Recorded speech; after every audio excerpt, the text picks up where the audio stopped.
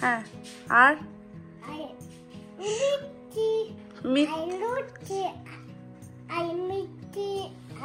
দেখো নুন টুন সব ঠিক হয়েছে?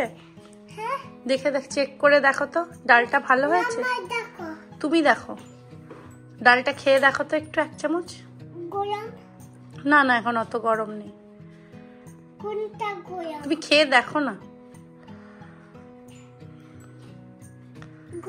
না দাঁড়াও দাঁড়াও,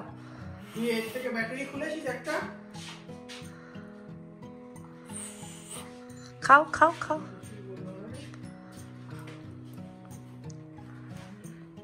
সব ঠিক আছে? ভালো হয়েছে? লুচি খাও, লুচি খাও। হ্যাঁ হ্যাঁ লুচি দিয়ে ডিপ করবে। কেন লুচি দিয়ে ডিপ করবে সেটা জানি না, বাট লুচি দিয়ে ডিপ করবে। নমস্কার, শুরু করছি আর একটা নতুন ব্লগ। এইটা কিন্তু একটা শীতের রাত্রির ব্লগ, অনেক পুরনো। এই কিন্তু আমার এটা এডিট করে আর পোস্ট করা হয়নি, ভাবলাম না আপনাদের সাথে শেয়ার করি। এটা একটা দারুণ মুহূর্ত ছিল আমাদের। ধিতাংদের মানে ডগিস মানে প্রি স্কুল থেকে এরকম ওকে বই দিয়েছিল 2টি, যেটা কিনা ওর যে ক্যাবিনেট যেখানে ওর জিনিসপত্র আমরা রেখে আসি যেরকম রাখা ছিল, তো প্রত্যেকটি বাচ্চার কাছে এই বইগুলো ঘুরছিল এবং বইগুলো পড়ে বাচ্চাগুলোর কি ফিল হয়, তারা কি মনে করে, তারা কীরকম প্রশ্ন করে আমাদের বলে দিয়েছিলেন যে লগ বুকটা সেটাই সুন্দর করে লিখে দেবে। তো আমিও চেষ্টা করলাম, কারণ আমিও সুইডিশ পড়া শুরু করে দিয়েছি। নভেম্বর মাস থেকে আমি সুইডিশ এসএফিক কোর্স শুরু করেছি। তো আমি ওকে একটু গল্পের বই পড়ে শোনালাম, কারণ ডিনার হয়ে গেছে, এবার ও গল্পের বই শুনে ঘুমিয়ে পড়ব। এই হুনটার নাম কি? ভভেন। হ্যাঁ ও আসছে তো। হুনটা পড়ে গেছে তো এইখানে। এইবার এইখানে একটা র্যাট থাকতো গর্তটা।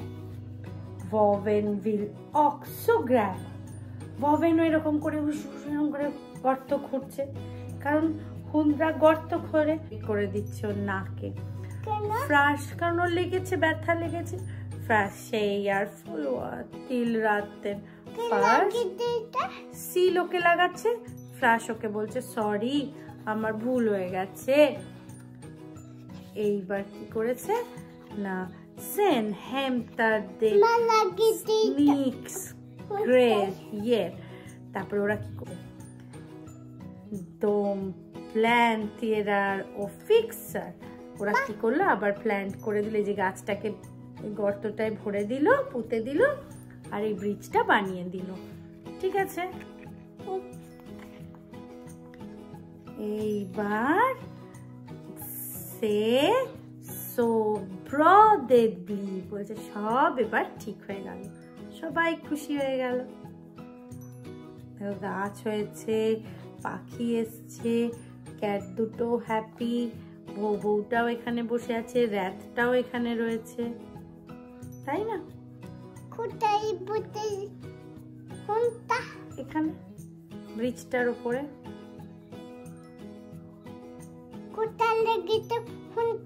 তুমি বলো কোথায় লেগেছে? কোথায় লেগেছে? কোথায়? নাকে, নোজে। কারণ ও দুপুস করে পড়ে গেছে। কোথায়? এই যে র্যাটের গর্তটা।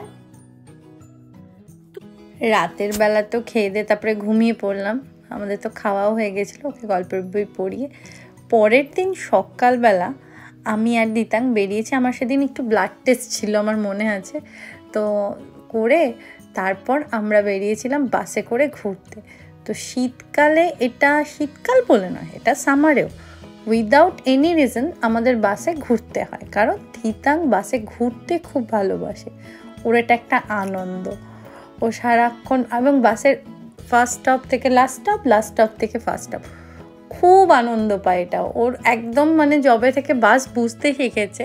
আর এখন আবার কি স্ট্রলারেও বসতে চায় না, ওর স্ট্রলারটা রেখে ও মানে আমার সাথে পাশের সিটে বসবে। স্ট্রলারটা আমি দূরে রেখে দিয়েছি, ও বাসে বসে ঘুরবে, এই রকম সব ডিম্যান্ড করে।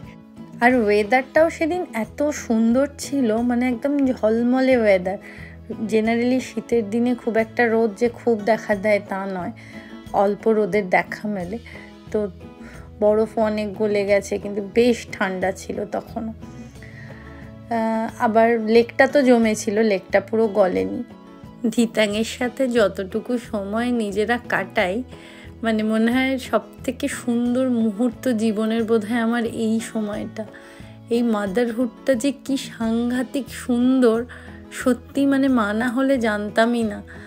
মা বলে মা হওয়া মানে চারটিখানি কথা নয়, একজন মায়ের যে কত কিছু থাকে, মানে এবং এই যে ছোট থেকে ছোট্ট ছোট্ট জিনিস, এবং ছোট্ট জিনিসে এত আনন্দ, এত খুশি হয় একটা বাচ্চা, মানে সরল একটা প্রাণ, সেটা না মানে অনুভব করি এখন ভেতর থেকে। আগে এতটা ফিল হতো না, এখন মা হয়ে, এবং মা হওয়ারও তো এখন একটু সিনিয়র হয়ে গেছে, এখন আর নিউলি মাদারহুড নয়, এখন 3 বছর বয়স হচ্ছে ধিতাঙের। সো খুব এনজয় করি লাইফের এই পার্টটা সব থেকে। আমরা না আগে এইখানে থাকতাম জোসেগাতানে, কাস্তাদারি প্রথম, আর এই বাড়িটার সাথে অনেক সম্পর্ক রয়েছে। ধিতাঙের প্রথম হাঁটতে পারা, মানে তারপর দাঁত ওঠা, ওর মাথা ফেটে যাওয়া, সব এই বাড়িটা। আর আজকে তরিয়েতে এই একটা খুব ভালো ডোনাটের স্টল বসেছে, এটা একদম ফ্রেশ এরা বানায়, আসে মাঝে মধ্যেই আসে, সামারেও আসে, উইন্টারেও আসে। এখন এখান থেকে কিছু কিনে সোজা বাড়ি যাব। খুবই আনন্দ হয়েছে, আমরা ভালোবাসি খেতে দুজনেই। আপনাদের যদি আমাদের এই পুরনো ভিডিওটা ভালো লেগে থাকে, প্লিজ একটা লাইক করুন, শেয়ার করুন, আর সাবস্ক্রাইব করে দিন আমাদের চ্যানেলটাকে। আপনাদের কাদের কাদের আমার মতো এইরকম এক্সপিরিয়েন্স আছে অবশ্যই কমেন্ট বক্সে লিখে জানান, আমার ভালো লাগবে আপনাদের কমেন্ট পেলে। সঙ্গে থাকুন, পাশে থাকুন, আসবো খুব শিগগিরই আরেকটা নতুন ব্লগ নিয়ে।